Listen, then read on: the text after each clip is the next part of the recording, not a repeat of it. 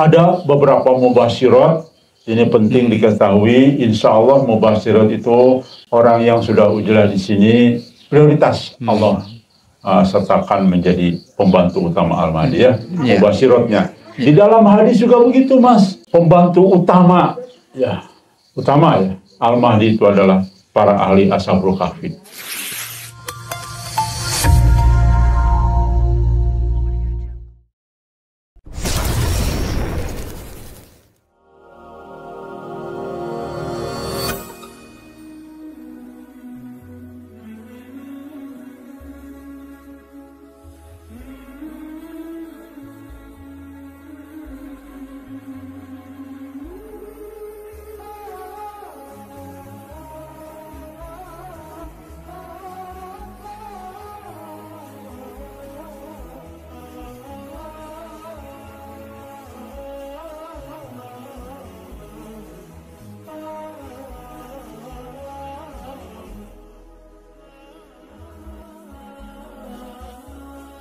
Baru 2 bulan percaya, langsung mempengaruhi anak istri. Dan sudah percaya semua.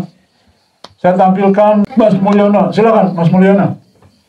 Alhamdulillah, Mas Mulyono ini dari kota apa? Silakan perkenalkan dulu. Mas Mulyono dari kota apa? Dipegang aja. Nah di situ. Kemudian silakan cerita. Luar biasa nih. Oh, bisa langsung percaya dan sebagainya. Silakan Mas Mulyono. A'udzubillahi minasyaitonirrajim. Bismillahirrahmanirrahim. Perkenalkanlah saya Mulyono, berasal dari Boyolali, yang hari ini berada di tanah uzlah di sini. Yang perlu kami sampaikan, sebetulnya dari dulu saya dan istri itu senantiasa mengikuti apa itu kajian-kajian akhir zaman juga. Oh sama, dari Ujma juga? Pernah? Iya, mengikuti semua. Mengikuti semua. Luar biasa. 3 berarti nih? Nah, kemudian gini, sebetulnya kita kan sudah ikut dalam satu fi'ah yang berusaha untuk menegakkan kalimat Allah gitu ya. Dan dari batin kita yakin itu benar gitu. Ya. Tapi di akhir-akhir tahun ini atau dari dulu ya, selama ini di akhir-akhir kita memahami, menelaah dan merasakan ternyata justru ada pelaksanaan-pelaksanaan yang justru melanggar syariat, sehingga kita galau gitu. Sebentar dulu, maksudnya yang diikuti kemarin-kemarin itu banyak melanggar syariat? Ya, ternyata kok banyak melanggar syariat gitu. Dan Mas yakin Majelis Gajah yang menegakkan itu? Nah kemudian itu kemarin dalam kondisi yang seperti itu berarti bukan penegak syariat hari ini yang saya ikuti kan gitu. Ada keyakinan itu dalam hati. Kemudian kan dalam tidak berselang lama, waktu mau sholat malam itu kan buka Facebook itu. Nah, tidak disengaja melihat itu ada postingan mimpi Muhammad Qasim, dan merasakan bahwa loh, mimpi ini kok besar sekali gitu. Takjub dengan mimpinya ini, tidak mungkin mimpi ini sembarangan gitu kan. Kemudian saya diskusi sama istri paginya. Kemudian setelah itu mengikuti terus gitu. Mengikuti perkembangan banyak mimpi-mimpi yang ada.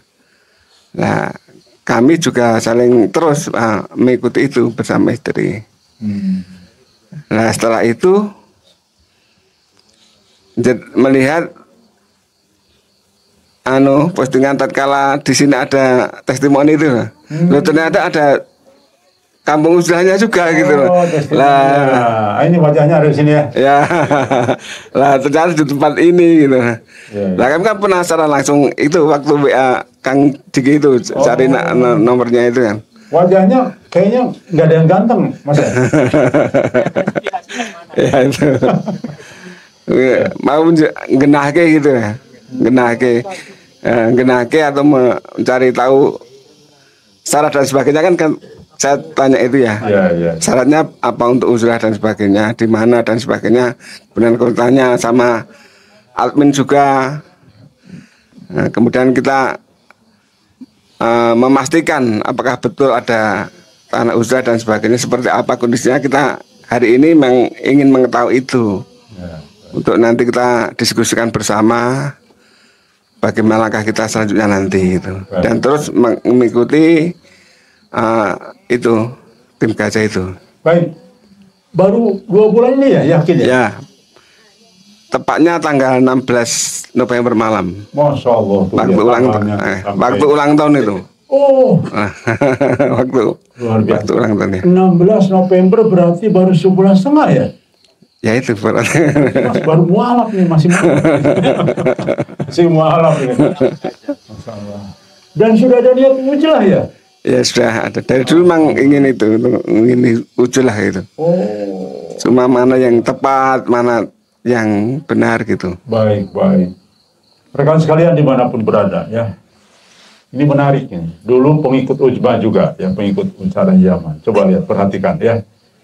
Jadi dan banyak loh, dari Majelis Gajah itu mungkin hampir 80% itu dulu penonton usaha-usaha zaman, tapi yang menyampaikan kita ini orang-orang biasa justru malah tertarik dan dapat hidayah. Luar biasa ya, karena hatinya bersih, berprasangka baik, dan solusinya adalah banyak istikharah ya.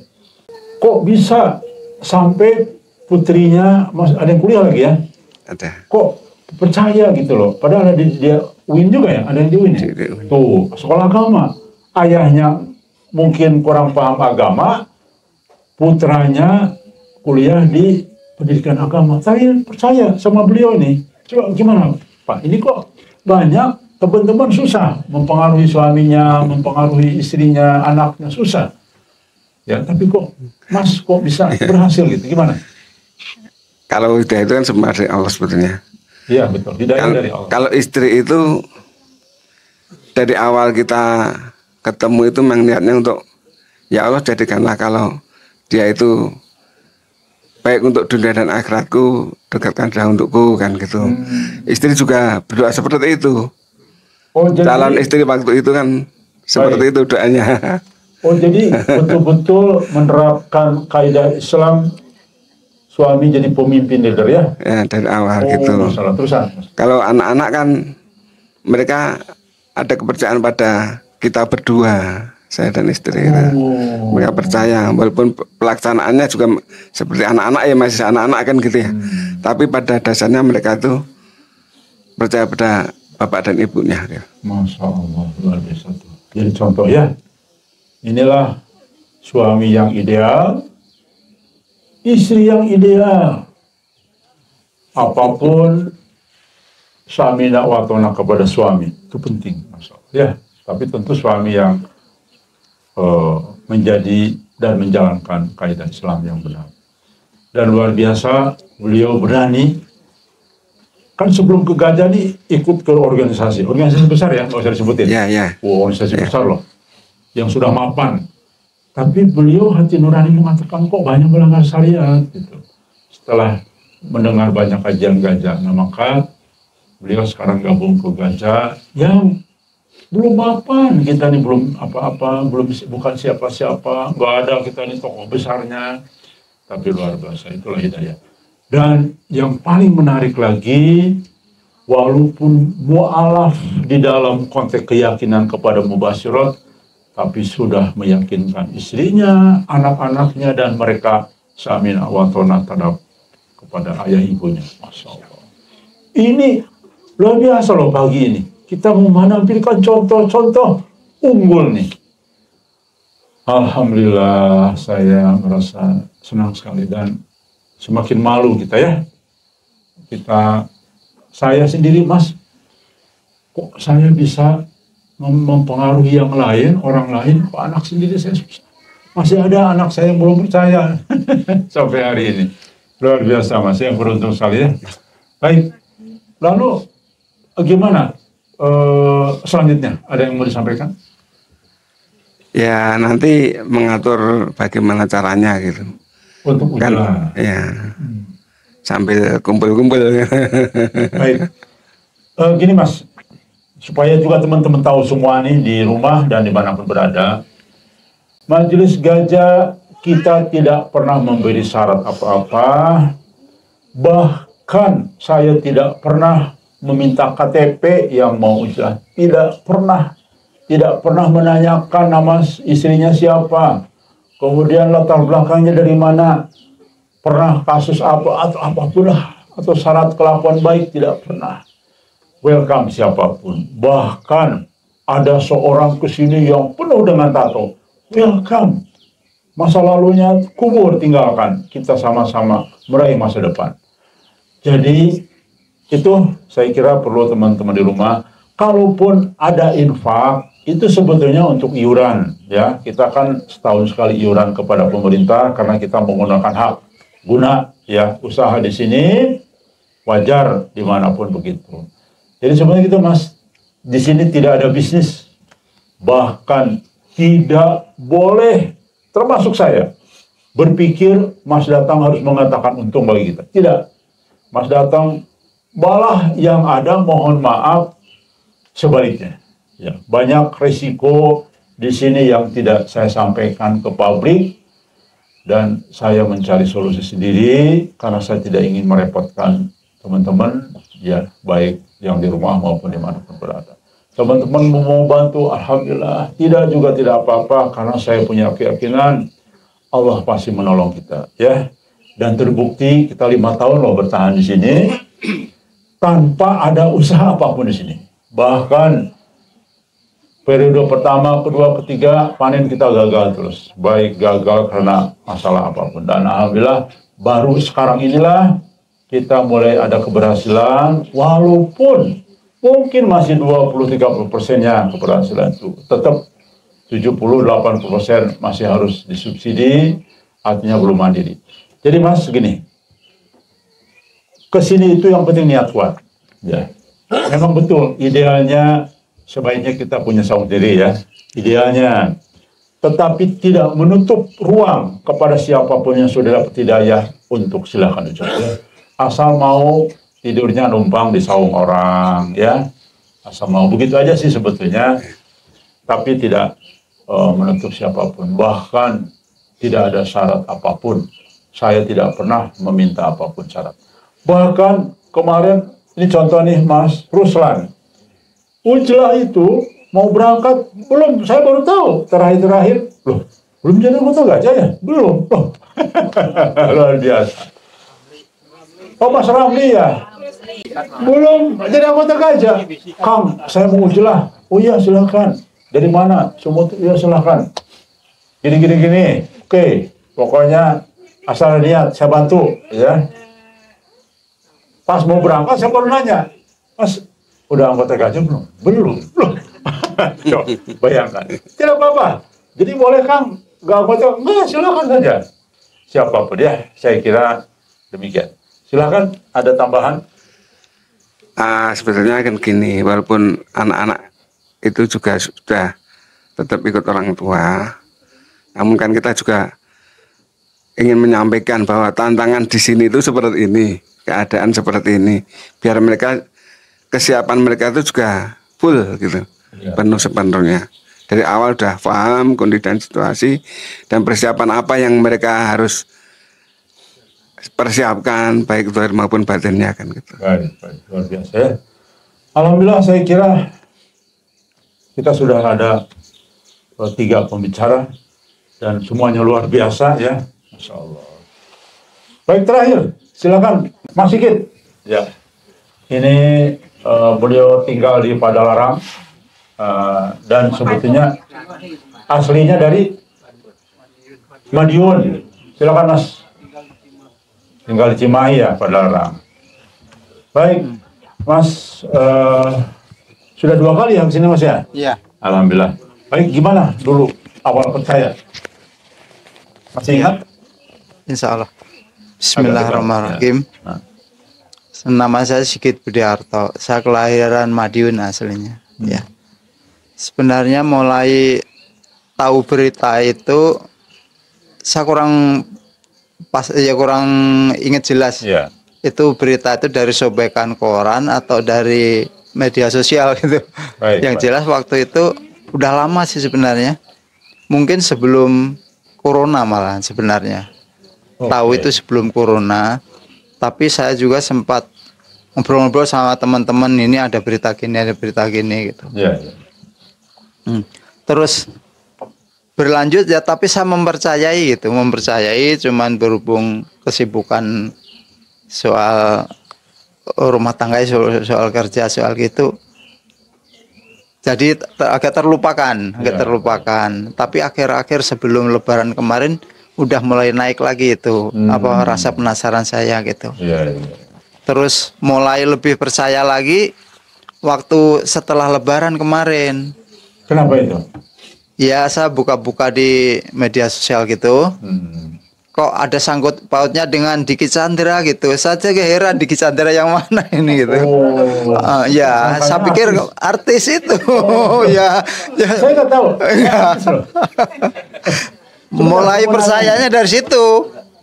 Jadi saya lebih pengen mengetahui gitu. Alhamdulillah, nama pun sudah dapat pintu hidayah bagi orang lain. Iya. Nah, begitu. Harusnya namanya nama bintang film terkenal biar ada orang itu. Ya, silakan. Iya. Setelah itu saya lebih cari informasi gitu dari gitu. Tapi saya juga bingung gitu. Masalah setelah saya dapat informasi cari-cari di media sosial itu ada juga dari kelompok lain itu yang ya kok jadi kayak gini nih, sebenarnya yang benar yang mana gitu ya. Terus sebelah ya. Ya, tapi saya tambah yakin kalau saya pilih ini, masalahnya dalam agama Islam tuh nggak ada pemimpin perempuan gitu kan, sementara di sana kan di sana pemimpin perempuan. Ya makanya saya abaikan aja yang berita-berita dari sana gitu. Alhamdulillah, tepat sekali tuh. Itu penting loh, betul. Kita baru ingat, saya juga baru paham ini. Ternyata memang itu pertimbangannya, betul. Terus kan? Ya, terus setelah percaya itu ya berhubung saya kesibukan ya ini istilahnya diamanatin mungkin dari agama juga kalau seorang anak itu harus patuh sama orang tua gitu ya.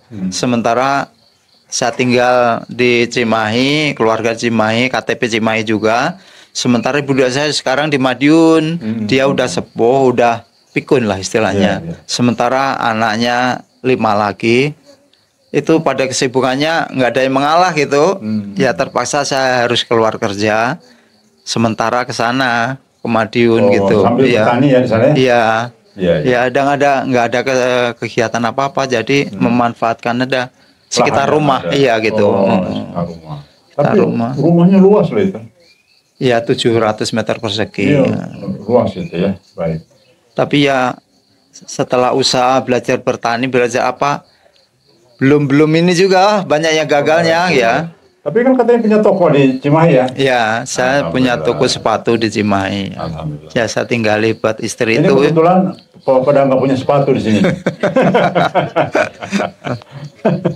Ya kecil-kecilan lah gitu ya. Kecil-kecilan, baik. Alhamdulillah. Ada saran atau apa? Ya justru saya pengen bergabung secara pribadi, saya pengen bergabung ke sini. Masalahnya sesuai dulu waktu saya masih remaja kan, saya tuh sering berdoa kalau sholat itu pengen jadi pasukan Imam Mahdi gitu dulunya gitu. Alhamdulillah. Rekan sekalian yang ada di rumah, ada beberapa mubasyirat. Ini penting diketahui. Insya Allah mubasyirat itu menyatakan orang yang sudah ujlah di sini prioritas Allah sertakan menjadi pembantu utama Al-Mahdi ya. Mubasyiratnya. Di dalam hadis juga begitu, Mas. Iya. Pembantu utama ya Al-Mahdi itu adalah para ahli Ashabul Kahfi. Nah, lihat surat Al-Kahfi, lihat sejarahnya, mereka adalah orang yang menyingkir jauh dari berbagai perilaku syirik untuk menyelamatkan agamanya. Jadi wajar saja Allah memberi penghargaan kepada orang-orang yang berjuang dengan Al-Mahdi tetapi dia tinggal jauh dari perkotaan dan keramaian, menghindari kenikmatan-kenikmatan duniawi. Saya pun senangnya Mas hiburan, nonton gitu ya. Iya. Saya juga senang menikmati lah, namanya menikmati dunia, siapa sih yang nggak senang. Tapi kita semua mengalah dan Iya. menjauh. Dan justru kita di sini sulit. Semua sulit Mas ya. Untuk kita bisa bangun tahajud tidak mudah. Dingin-dingin harus kena air yang hampir air kulkas ini kan. Ya Mas ya. Merasakan kan dinginnya. Nah, jadi tapi tetap kita konsisten dan ini adalah perjuangan yang tidak mudah. Jadi wajar Mas, pembantu-pembantu Al-Mahdi yang menegakkan Islam di zaman itu adalah orang-orang yang sudah menunjukkan komitmen kepada Allah untuk siap berjuang. Saya kira itu. Iya. Baik, ada yang mau disampaikan lagi? Ya, walaupun saya belum sempat bergabung sebenarnya, kalau di Madiun atau di sini saya udah konsultasi terus sama istilahnya mengajak dialog orang-orang yang ada di masjid itu ya. Baik. Tapi ya tahu sendiri nggak mudah ternyata. Betul. Mas, begini. Sekalian juga untuk rekan-rekan sekalian. Jangan ada target supaya orang masuk. Iya. Cukup menyampaikan saja, karena nanti hidayah bisa jadi 3 bulan lagi, 6 bulan lagi, setahun lagi. Kumpulkan saja sebanyak-banyaknya. Coba tadi perhatikan Mas, sebelumnya siapa? Mas Mulyono ya. Dari mana coba dapat hidayah awal? Dari Facebook. Iya. Sudah, sebarkan aja. Nanti siapa tahu ada kejutan. Tanpa Mas Suhada sadari, ternyata ada antri 50 orang dapat hidayah melalui jalan Mas Suhada. Hadiahnya apa dari Allah? Kalau 50, bukan dalam hadis loh. 50 dunia ini. Pahala seseorang yang membuka hidayah bagi seseorang. Membuka hidayah loh. Bukan memberi hidayah. Membuka hidayah, Allah kasih hadiahnya sebesar isi dunia ini isinya. Masya Allah. Jadi Mas Suhada tiba-tiba di akhir dapat kejutan. Ya Allah, kok saya dapat surga yang tinggi? Ya, karena kamu Suhada, kata Allah, kamu sudah membuka 50 orang hidayah. Wajar. Mungkin beliau kaget. Makanya sudah, jangan bosan-bosan, share saja. Saya kira demikian rekan sekalian. Cukup? Ya. Rekan sekalian, itulah kita menampilkan 4 orang yang luar biasa dalam perjuangannya. Dan saya angkat topi, angkat jempol 2, dan rasanya bahagia mendengar seperti ini, sekaligus untuk memotivasi kita. Dan supaya kita tidak merasa lebih baik dari yang lain. Ternyata tanpa kita sadari, ada orang yang jauh lebih baik dari kita lagi dalam perjuangan kepada Allah Subhanahu wa Ta'ala.